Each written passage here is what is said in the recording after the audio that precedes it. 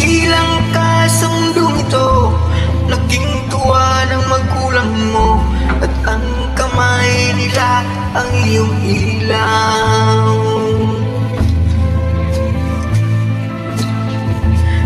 At ang nanay at tatay mo'y di malaman ang gagawin, minamasdan pati pagtulog mo.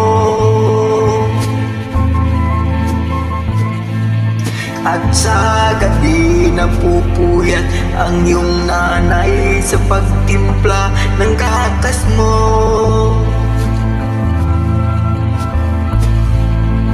At sa umaga na may kalong ka ng iyong amang tuwang-tuwa sa'yo.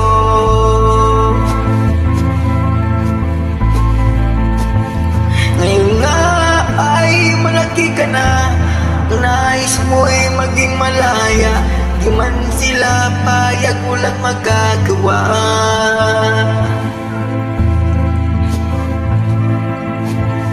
Ikaw nga ay biglang nagbago, naging matigas ang iyong ulo, at ang payo nila'y sinuway mo.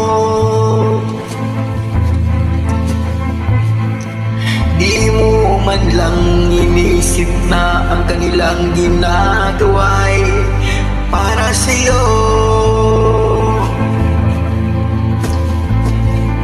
Pagkat ang nais mo'y masunod ang layaw mo, di mo sila pinapansin.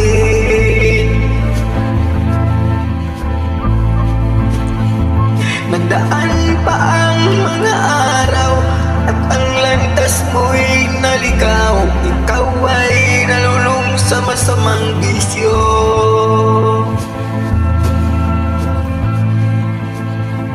At ang una mong nilapitan, ang iyong inang lumuluha, at ang tanong, anak, ba't ka nagkaganyan? At ang iyong mga matay biglang lumuha nang di mo napapansin.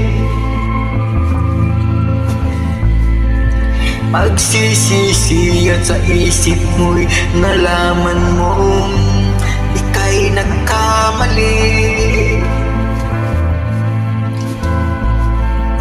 Pagsisisi at sa isip mo'y nalaman mong ika'y nagkamali.